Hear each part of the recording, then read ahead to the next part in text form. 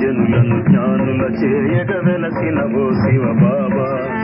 యోగములో నిన్ను ధ్యానము చేయగ కావగ వేగమే రావయ్యా. యోగములో నిన్ను ధ్యానము చేయగ కావగ వేగమే రావా. ఇలలో జనులను జ్ఞానుల చేయగ వెలసిన ఓ శివ బాబా. ఇలలో జనులను జ్ఞానుల చేయగ వెలసిన ఓ శివ బాబా.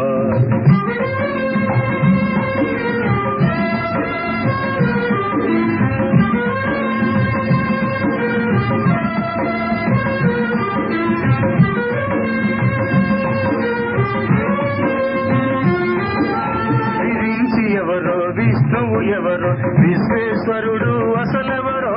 విరించి ఎవరో విష్ణువు ఎవరో విశ్వేశ్వరుడు అసలెవరో. విశ్వతత్వమే వివరణ చేయుమ సత్వరమే శివ బాబా. ఇహమే విడచి నీకై నడచే జనులకు జ్ఞానము నీవా. ఇలలో జనులను జ్ఞానుల చేయగ వెలసిన ఓ శివ బాబా. ఇలలో జనులను జ్ఞానుల చేయగ వెలసిన ఓ శివ బాబా.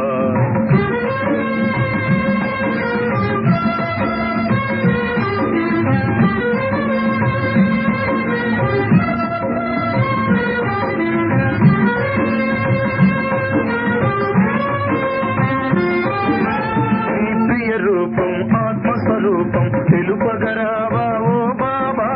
నీ ప్రియ రూపం ఆత్మస్వరూపం తెలుపగరావా ఓ బాబా. నిశ్చలత్వము నిర్మల తత్వం పెంపొందించుమ పరంపిత. కామం క్రోధం మోహం లోభం కళతే తవయ దయామయ. ఇలలో జనులను జ్ఞానుల చేయగ వెలసిన ఓ శివ బాబా. ఇలలో జనులను జ్ఞానుల చేయగ వెలసిన ఓ శివ బాబా.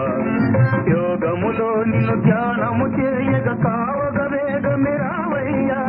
యోగములో నిన్ను ధ్యానము చేయగ కావగ వేగమే రావా. ఇలలో జనులను జ్ఞానుల చేయగ వెలసిన ఓ శివ బాబా. ఓం శాంతి. మధురమైన పిల్లలారా, మీరు సత్యమైన రాజఋషులు, రాజయోగులు. మీరు రాజ్యాన్ని పొందేందుకు తప్పక పవిత్రంగా అవ్వాలి. ప్రశ్న: ఏ శ్రద్ధ వహించినట్లయితే మీరు రాజ్య పదవికి అర్హులుగా అవుతారు? జవాబు: ఒకవేళ చదువు పట్ల పూర్తి శ్రద్ధ ఉందంటే మీకు రాజ్య పదవి లభిస్తుంది. తండ్రి వినిపించిన దానిని బాగా విని ధారణ చేయండి. తండ్రి చెప్పినట్లు విన్నారంటే మీకు రాజ్య పదవి లభిస్తుంది. ఒకవేళ వినే సమయంలో ఆవలిస్తూ నిద్రపోతూ ఉన్నా లేక బుద్ధి భ్రమిస్తూ ఉన్నా రాజ్య పదవిని పోగొట్టుకుంటారు. అందుకే చదువు పట్ల పూర్తి శ్రద్ధ వహించండి. పాట: మనము ఆ మార్గంలోనే నడవాలి. ఓం శాంతి. ఆత్మీక తండ్రి ఆత్మీక పిల్లలకు అర్థం చేయిస్తూ ఉన్నారు. ఈరోజు పిల్లలకు రాజయోగం మరియు హఠయోగం గురించి అర్థం చేయిస్తారు. వారు నేర్పించేవన్నీ హఠయోగాలే. పిల్లలకి తెలుసు, ఎందుకంటే వారు కర్మ సన్యాసులు. వాస్తవానికి గృహస్థులకు హఠయోగము, కర్మ సన్యాసము నేర్పించరాదు. అది నివృత్తి మార్గానికి సంబంధించినటువంటిది. ఆ ధర్మమే వేరు. మీ ధర్మము దేవీ దేవతా ధర్మము. దేవీ దేవతలు రాజయోగం ద్వారానే రాజ్యాన్ని పొందారు. ఇప్పుడు మీరు రాజ ఋషులు. పవిత్రంగా ఉండేవారని ఋషులు అని అంటారు. మీరిప్పుడు పవిత్రంగా ఉన్నారు. పవిత్రంగా లేని వారిని ఋషులని అనరు. మీరు రాజ్యాన్ని పొందేందుకు పవిత్రంగా అవుతారు. వారేమీ రాజ్యాన్ని పొందేందుకు పవిత్రంగా అవ్వరు. పవిత్ర ప్రపంచంలో మనకు పవిత్రమైన రాజ్యం ఉండేదని మీకు తెలుసు. భారతదేశంలో 5000 సంవత్సరాల క్రితం దేవీ దేవత పూజ్య పవిత్ర ప్రవృత్తి మార్గం ఉండేది. ఇప్పుడు పతిత పూజారులుగా అయ్యారు. పతితంగా ఎలా అయ్యారు? 84 జన్మల లెక్క ఉంది కదా. సహజ రౌద్యోగాన్ని ఏ తండ్రి అయితే మీకు నేర్పిస్తూ ఉన్నారో వారే మీకు 84 జన్మల లెక్కను అర్థం చేయిస్తారు. ఇతర ధర్మాల గురించి సన్యాస ధర్మం వారికి ఏం తెలుసు? ఇది దేవీ దేవతల ప్రాచీన ధర్మము. ఇది చాలా కాలం క్రితం నాటి ధర్మము. గడిచిపోయిన వాటి గురించి సన్యాసీలు అర్థం చేసుకోలేరు. తర్వాత జరిగిన వాటిని గురించి వివరిస్తూ ఉంటారు. హఠయోగులు అనేక రకాలు ఉన్నాయని మీకు తెలుసు. ద్వాపర యుగంలో భక్తి మార్గము జతజతలో హఠయోగాలు ప్రారంభమవుతాయి. ఇప్పుడిది రాజయోగము. జన్మల నుండి హఠయోగాన్ని నేర్చుకుంటూ వచ్చారు. రాజయోగాన్ని మీరు ఈ ఒక్క జన్మలోనే నేర్చుకుంటారు. జన్మలు పునర్జన్మలను పొంది హఠయోగాన్ని నేర్చుకోవలసిందే. మీరు రాజయోగాన్ని నేర్చుకునేందుకు పునర్జన్మలు తీసుకోవలసిన అవసరం లేదు. ఈ రాజయోగాన్ని మీరు కేవలం సంగమ యుగంలోనే నేర్చుకుంటారు. రాజ్యం లభించింది, స్వర్గం వచ్చేసిందంటే మిగిలిన ధర్మాలన్నీ సమాప్తమైపోతాయి. మీరు రాజఋషులనగా పవిత్రులు. రాధాకృష్ణులు పవిత్రంగా ఉంటారు కదా. కృష్ణుని మహాత్మా అని కూడా అంటారు. మహాత్ములు పవిత్రంగా ఉంటారు. మీరు కూడా ఇప్పుడు మహాత్ములు లేక రాజఋషులు. మహాత్మ అనగా పవిత్రమైన మహానాత్మ. ఈ విషయాలు ఏ శాస్త్రాలలోనూ లేవు. శాస్త్రాలు తర్వాత తయారవుతాయి. కథల్లాగా కూర్చొని వ్రాస్తారు. ఏది గడిచిపోయిందో దాన్ని నాటకంలాగా తయారు చేస్తారు. అందులో సత్యమేమీ లేదు.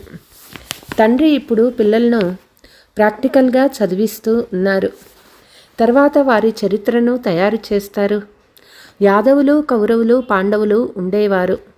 వారు తప్పకుండా సంగమయుగంలోనే ఉండి ఉంటారు. వారు కూర్చొని సంగమయుగపు చరిత్రను తయారు చేశారు. పండగలన్నీ సంగమయుగానికి చెందినవే. రక్షాబంధన పర్వదినం కూడా పవిత్రత గురించే అయింది. ఆ తర్వాత వాటి స్మృతి చిహ్నము కొనసాగుతుంది. ఇక్కడ తండ్రి అందరి చేత పవిత్రంగా అవుతామని ప్రతిజ్ఞ చేయిస్తారు. సిక్కు ధర్మస్థులు చేతికి కడియాన్ని ధరిస్తారు. ఇది కూడా పవిత్రతాకే గుర్తు. హిందువులు జంజము ధరిస్తారు. ఇది కూడా పవిత్రతాకే గుర్తు. కానీ పవిత్రంగా ఉండరు. రాఖీ కడతారు. దాని అర్థం తెలియదు. ఇంతకుముందు బ్రాహ్మణులే రాఖీ కట్టేవారు. ఇప్పుడు సోదరులకి రాఖీ కడుతుంది. అతను ఆమెకి ఖర్చు కోసం డబ్బు ఇస్తారు. ఇదంతా ఇప్పుడు ఫ్యాషన్ అయింది. వాస్తవానికి ఇది పవిత్రతా విషయము. కామ మహాశత్రువు అని తండ్రి పిల్లలతో అంటారు. బ్రాహ్మణులేమీ ఇలా అర్థం చేయించరు. ఇప్పుడు అనంతమైన తండ్రి చెప్తూ ఉన్నారు, పిల్లలారా, మీరు పవిత్రంగా ఉంటామని, వికారాలలోకి ఎప్పుడూ వెళ్ళమని ప్రతిజ్ఞ చేయండి. ఎన్ని పతితులైనా వచ్చి పతితులైన మమ్మల్ని పావనంగా చేయండి అని మీరు నన్ను పిలుస్తారు. సత్య త్రేతాయుగాలలో ఇలా ఎవ్వరూ పిలవరు. అది రామరాజ్యము, ఇది రావణ రాజ్యము. రామరాజ్యంలో పంచవికారాలు ఉండవు. యథా రాజా రాణి తథా ప్రజ. మనము తండ్రి నుండి స్వర్గరాజ్య చక్రవర్తి పదవిని తీసుకుంటున్నామని ఇప్పుడు పిల్లలు మీకు తెలుసు. ఈ నరకం నుండి తప్పకుండా వెళ్ళిపోవాలి. పావనంగా తయారు చేసి స్వర్గానికి తీసుకువెళ్లేందుకు తండ్రి వచ్చారు. అటువంటప్పుడు మనం పావనంగా ఎందుకు అవ్వరాదు? వారి హఠయోగాలు అనేక రకాలుగా ఉంటాయి. హఠయోగాలలో ఎన్నో వెరైటీలు ఉంటాయి. జైపూర్ మ్యూజియంలో పోయి చూడండి. వాటి ద్వారా ఏమీ లభించదు. మెట్లు కిందకి దిగుతూనే వెళ్తారు. తండ్రి ఇలా వివరిస్తారు, భారతదేశం పతితంగా అయినప్పుడు, రావణ రాజ్యం ప్రారంభమైనప్పుడు భూమి కంపించి బంగారు మేడలు మొదలైనవన్నీ భూమిలోకి వెళ్ళిపోతాయి. మేడలు మొదలైనవన్నీ వాటిని ఎవరూ దోచుకోలేరు. వారు కేవలం మందిరాలను దోచుకుంటారు. ఆభరణాలు, బంగారము, వజ్రాలు మొదలైన వాటిని దోచుకుపోయారు. మీకే అందరికంటే ఆభరణాల గురించి ఆసక్తి ఎక్కువగా ఉంటుంది. స్వర్గంలోకి రావడంతోనే ఆభరణాలు మొదలైనవి ధరిస్తారు. రాజ్య పరిపాలన చేస్తారు. ఇతర ధర్మాల వారు వచ్చిన వెంటనే రాజ్యం చేయరు. మీరు అనంతమైన తండ్రి నుండి స్వర్గరాజ్య భాగ్య వారసత్వాన్ని తీసుకుంటారు. ఈ విషయాలన్నింటినీ తండ్రి కూర్చొని వివరిస్తారు. కానీ గీతనేమీ చదివి వినిపించరు. గీతలో వ్రాసినవన్నీ నేను చెప్పినవి కాదు. మనుషులు తర్వాత కూర్చొని నా మహావాక్యాలను శాస్త్రాలుగా వ్రాశారు. నేను మీకు ఏదైతే వినిపించానో దానిని మీరు మాత్రమే విన్నారు. విని వెళ్ళి రాజ్య పరిపాలన చేశారు. అక్కడ ఈ జ్ఞానం ఉండదు. ఇక్కడ తండ్రి టీచర్ కూర్చొని శిక్షణ ఇస్తారు. తండ్రి హిందీలోనే వినిపిస్తారు. ఇక్కడ అందరూ హిందీ అంటూ ఉంటారు కదా. ఇదే వారి భాష. వాస్తవానికి ప్రాచీన భాష సంస్కృతం కాదు, హిందీయే. సంస్కృతం శంకరాచార్యుని తర్వాత వెలువడుతుంది. ఎవరు వస్తారో వారు తమ భాషను నడిపిస్తారు. తండ్రి గీతను సంస్కృతంలో వినిపించలేదు. గురునానక్కు సంబంధించి వారి గ్రంథం వేరుగా ఉంది. అతను సిక్కు ధర్మ స్థాపన చేశాడు. అతన్ని కూడా అవతారమని భావిస్తారు. ఆ ధర్మంలో రాజులు కూడా ఉంటారు. కానీ సన్యాసీలకు రాజ్యం లేదు. బుద్ధుడు, క్రీస్తు మొదలైన వారు మొదట గృహస్థ ఆత్మలుగా ఉండేవారని తండ్రి అర్థం చేయిస్తారు. గృహస్థులైన పతిత ఆత్మలు ధర్మస్థాపన చేయలేరు. వారిలో పవిత్ర ఆత్మ ప్రవేశించి ధర్మస్థాపన చేస్తుంది. ఇతర ధర్మాలు అనేక రకాలుగా ఉన్నాయి. వారొచ్చి తమ తమ చిన్న చిన్న మఠాలు, మార్గాలు, సంప్రదాయాలు, ధార్మిక సంస్థలను స్థాపన చేశారు. వృక్షంలో కూడా చూపించారు. కనుక హఠయోగము రాజయోగాలలో చాలా తేడా ఉంది. ఈ విషయాలు బాగా అర్థం చేసుకోవలసినవి. ఎవరికి అర్థం కావో వారు తూగుతూ ఉంటారు లేదా ఆవలిస్తూ ఉంటారు. ఇక్కడ మీకు ఖజానా లభిస్తుంది. ఇది చాలా గొప్ప సంపాదన. మీరు రత్నాలతో జోలెను నింపుకుంటారు. కనుక ఇక్కడ కళ్ళు తెరిచి వినాల్సి ఉంటుంది. నిద్రపోతూ ఉన్న బుద్ధి భ్రమిస్తూ ఉన్నవారు రాజధానిని పొందలేరు. మీరు రాజఋషులు రాజ్యాన్ని పొందేవారు. తండ్రి రాజధానిని స్థాపన చేస్తూ ఉన్నారు. శ్రీకృష్ణుడు స్థాపన చేయడు. కృష్ణుడు తండ్రి నుండి వారసత్వాన్ని తీసుకుంటాడు. ఇప్పుడు మీ తండ్రి నిరాకారుడు. వారి ద్వారా విశ్వరాజ్య భాగ్యమనే వారసత్వాన్ని మీరు తీసుకుంటారు. మీరు ఎంత షావుకారులుగా అవుతారు. ఒక్క తండ్రే వచ్చి ఇక్కడ రాజయోగాన్ని నేర్పిస్తారు. అందుకే తిరగండి, తినండి, తాగండి, ఏమైనా చేయండి. కేవలం తండ్రిని స్మృతి చేస్తూ ఉండండి. భగవంతుడు తప్పకుండా బాగా తింటారు. ధనవంతులు వారు వారి సంపాదన ఫలాన్ని తింటారు. రొట్టె లభించని లేక మాల్పువా లభించని ఏది తిన్నా తండ్రిని స్మృతి చేయండి. డబ్బంతా ఎవరి కొరకు? తండ్రి దేనిని వద్దని అనరు. కేవలం తండ్రితో యోగాన్ని జోడించండి. రాజధానిని స్థాపన చేయడంలో ఏమాత్రమూ ఖర్చు లేదు. ఆయుధం మొదలైన వాటిలో ఎంత ఖర్చు అవుతుంది? విమానాలకు చాలా ఖర్చు అవుతుంది. అవి కూలిపోతే ఒక్కసారిగా చనిపోతారు. ఎంత నష్టం కలుగుతుంది? అందుకే తండ్రి అంటారు, నడుస్తూ తిరుగుతూ తండ్రిని స్మృతి చేయండి. స్వదర్శన చక్రాన్ని తిప్పుతూ ఉండండి. మనం 84 జన్మలు పూర్తి చేశాము. ఇప్పుడు పతనానికి వెళ్ళాలి. ఇంటికి వెళ్ళి తిరిగి వచ్చి రాజ్యం చేయాలి. మీరు నటులు కదా. ఆ సినిమా 2 లేదా 2.5 గంటల పాటు నడుస్తుంది. ఈ అనంతమైన నాటకం 5000 సంవత్సరాల పాటు నడుస్తుంది. దీనిని గురించి మనుషులు మాత్రమే తెలుసుకోగలరు. ఈ ప్రపంచం ముళ్ళ అడవి. కామ వికారానిదే అన్నిటికంటే పెద్ద ముళ్ళు. అది ఆది మధ్యాంత దుఃఖం ఇస్తుంది. 2వ నెంబరు ముళ్ళు క్రోధము. దీని లక్షణాలు మహాభారత యుద్ధంలో చూడండి. ఏ విషయంలోనైనా కోపం వచ్చిందంటే బాంబులు విసరడం ప్రారంభిస్తారు. ఇప్పుడైతే అలాంటి బాంబులు తయారు చేశారంటే ఇక ఆ విషయమే అడక్కండి. సత్యయుగంలో యుద్ధాలేవీ జరగవు. సంగమ యుగంలోనే ఈ మహాభారత యుద్ధాన్ని చూపించినారు. ఇతర ఏ శాస్త్రాలలోనూ యుద్ధ విషయాలు లేవు. అక్కడ మీరు విశ్వానికంతటికీ అధికారులుగా ఉంటారు. అక్కడ యుద్ధం మాటే ఉండదు. శాస్త్రాలలో దేవతలకు అసురులకు యుద్ధం జరిగినట్లు చూపించినారు. కానీ దేవతలు అహింసకులు. మీరు యోగబలం ద్వారా విశ్వానికి అధికారులుగా అవుతారు. ఇది శాంతి శక్తి. ఇందులో మీరేమీ మాట్లాడాల్సిన అవసరం లేదు. స్మృతి శక్తి ద్వారా విశ్వరాజ్య భాగ్యాన్ని తీసుకుంటారు. ఎంత భేదముంది చూడండి. సైన్స్ శక్తితో వినాశనం కూడా జరుగుతుంది. అదే విజ్ఞాన శాస్త్రం ద్వారా సత్యయుగంలో సుఖాన్ని పొందుతారు.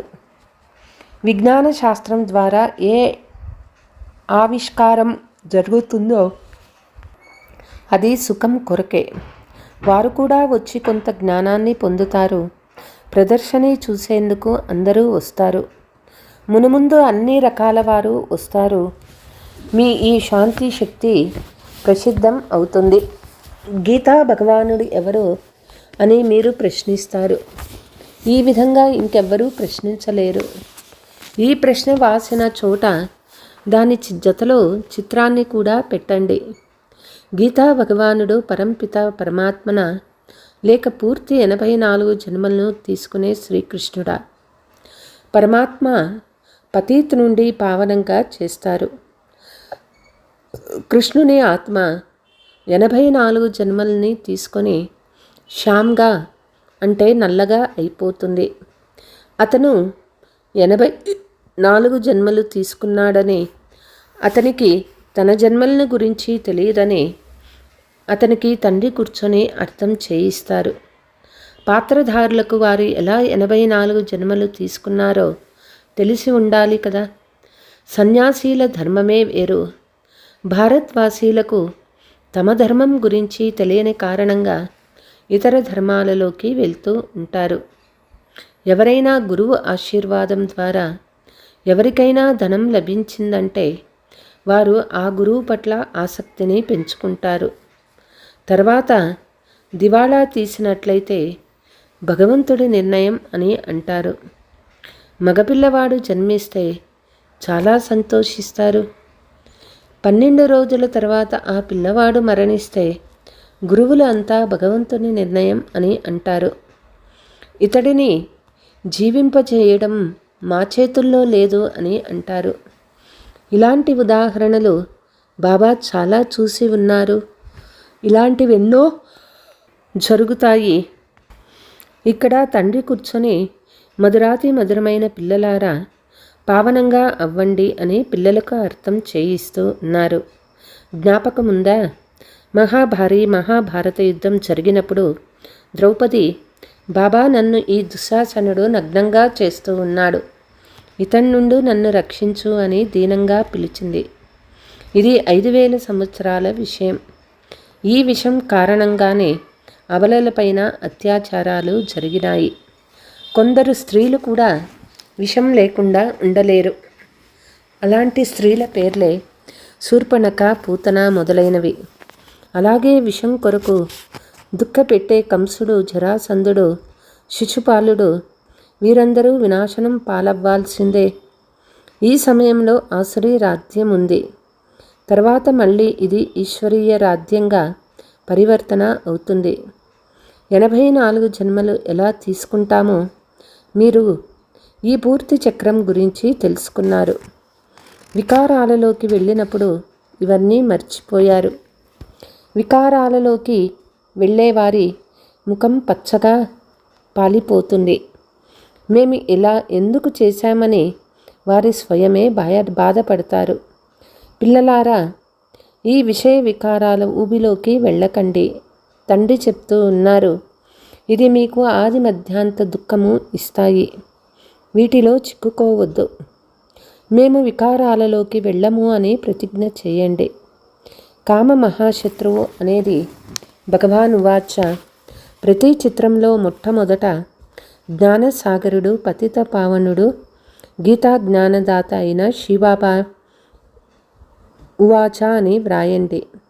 అలా అన్నప్పుడు కృష్ణుని పేరు తొలగిపోతుంది. గీతా భగవానుడే కూర్చొని మనకి చెప్తూ ఉన్నారు.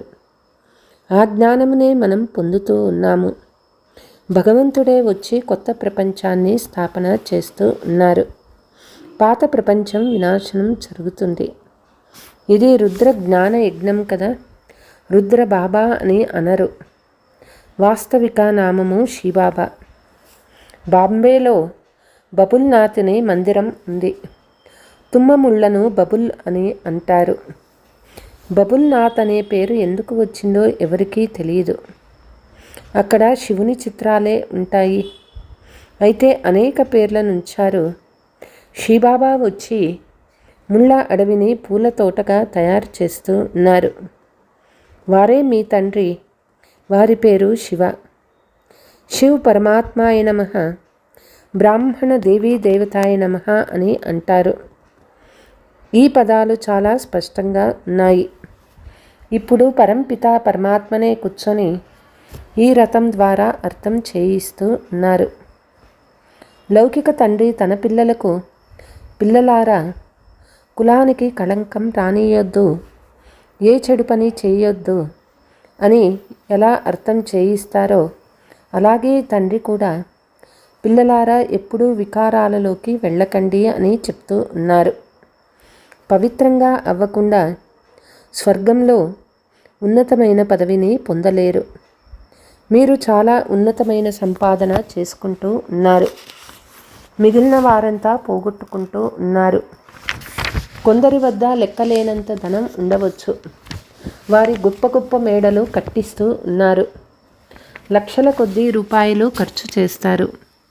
అదంతా సమయం వ్యర్థమేనని, అవన్నీ ఏమాత్రమూ పనికిరావని, అన్నీ వినాశనం అవుతాయని మీరు భావిస్తారు. 10-12 వేల సంవత్సరాల పాటు స్థిరంగా నిలుస్తాయని వారు అనుకుంటారు. కానీ పిల్లలు మీకు తెలుసుకున్నారు, మృత్యువు ఎదురుగానే నిలిచి ఉంది, తలపైన ఉన్నది. అతి కొద్ది సమయంలో భూకంపాలు మొదలైన వాటిలో అన్నీ అస్తవ్యస్తమైపోతాయి. భూకంపాలు మొదలైన వాటిలో లెక్కలేనంతమంది చనిపోతారు. ఇప్పుడు వినాశం జరగనే జరగాలి. వినాశనం, స్థాపన, ఈ రెండిటి సాక్షాత్కారాలను పిల్లలు పొంది ఉన్నారు. తర్వాత అదే దృశ్యాన్ని ఈ కళ్ళ ద్వారా చూస్తారు. భక్తి మార్గంలో ఏవేవో చేస్తారు, కానీ వైకుంఠానికి వెళ్ళలేరు. జ్ఞానం లేకుండా సద్గతి లభించదు. ఇవన్నీ భక్తి మార్గపు ఆట బొమ్మలు. अच्छा, मीठे मीठे सिकीलते बच्चों प्रति मात पिता बाप दादा का याद प्यार और गुड मॉर्निंग. रूहानी बाप की रूहानी बच्चों को नमस्ते. हम रूहानी बच्चों की रूहानी मात पिता बाप दादा को याद प्यार गुड मॉर्निंग, नमस्ते नमस्ते. కుల కళంకితులుగా చేసే ఏ చెడు పని చేయరాదు. మీకు మీరే పవిత్రులుగా తయారవ్వాలనే ప్రతిజ్ఞ చేసుకోవాలి. ఇప్పుడు మీ సమయాన్ని, ధనాన్ని వ్యర్థం చేసుకోరాదు. పుష్పాల తోటలోకి వెళ్ళేందుకు ముళ్ళను తొలగించి వేయాలి. వరదానము: అలౌకిక ఆటను మరియు ఆట బొమ్మలతో ఆడుకుంటూ సదా శక్తిశాలిగా ఏ అచల్ అడోల్ భవ. అలౌకిక జీవితంలో మాయ యొక్క విఘ్నాలు రావటం ఒక ఆట. ఎలాగైతే శారీరక శక్తి కొరకు ఆటలు ఆడిస్తారో, అలౌకిక యుగంలో పరిస్థితులను ఆట వస్తువులుగా భావించి అలౌకిక ఆటను ఆడండి. వాటితో భయపడకండి, లేక గాబరా పడకండి. సర్వ సంకల్పాల సహితంగా స్వయాన్ని బాప్ దాదాపై బలిహారం చేస్తే మాయ ఎప్పుడూ దాడి చేయలేదు. ప్రతిరోజు అమృత వేళలో సాక్షిగా ఉండి స్వయాన్ని సర్వశక్తులతో అలంకరించుకుంటే అచల్ అడోలుగా ఉంటారు. స్లోగన్: ఏదైనా ప్రాపంచిక విషయాన్ని వినడం, వినిపించడం కూడా స్వయంలో చెత్తను జమ చేసుకోవడం. బాప్ దాదా యొక్క ముఖ్యమైన ఆజ్ఞ: నిరంతరం స్మృతిలో ఉండండి మరియు మనసా వాచా కర్మణ పవిత్రంగా అవ్వండి. సంకల్పంలో కూడా అపవిత్రత లేక అశుద్ధత ఉండరాదు. దీనినే సంపూర్ణ పవిత్రత అని అంటారు.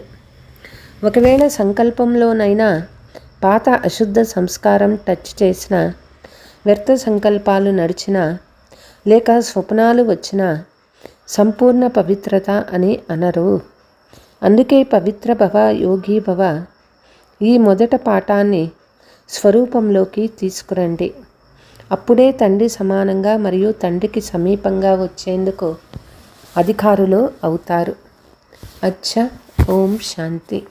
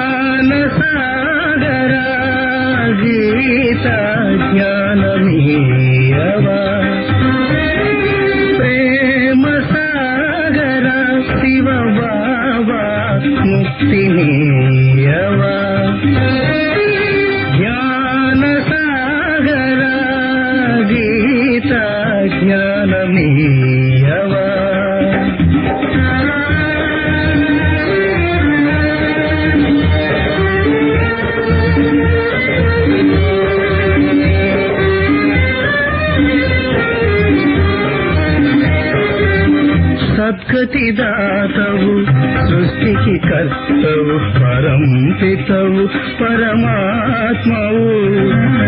సద్గతిదాతవు సృష్టికి కర్తవు పరం పితవు పరమాత్మవు. పతిత పావన పరమ సద్గురు స్వర్గ స్థాపక లోకేశ్వర. పతిత పావన పరమ సద్గురు స్వర్గ స్థాపక లోకేశ్వర. ప్రేమ సాగర బాబా ముక్తినీయవా. జ్ఞాన సాగర గీత జ్ఞానమీయవా.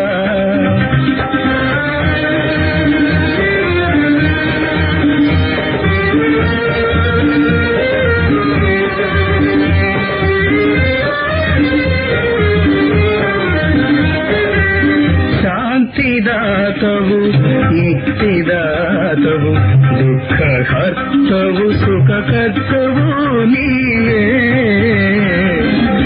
శాంతిదాతవు ముక్తిదాతవు దుఃఖహర్తవు సుఖకర్తవు నీవే. జీవన నౌకను తీరము చేర్చి, జీవన నౌకను తీరము చేర్చి సర్వశక్తుల పొసగడివాడ.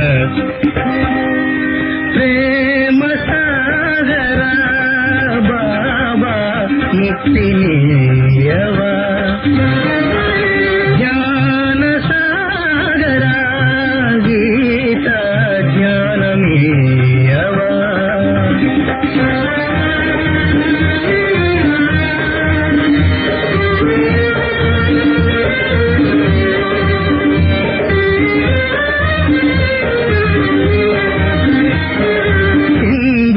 క్రైస్తవ మహమ్మదీయులు బౌద్ధులు జైనులు సోదరులు. హిందూ క్రైస్తవ మహమ్మదీయులు బౌద్ధులు జైనులు సోదరులు. మానవులందరూ నీ సంతానం, మానవులందరూ నీ సంతానం. నీవే వారికి ఆధారం.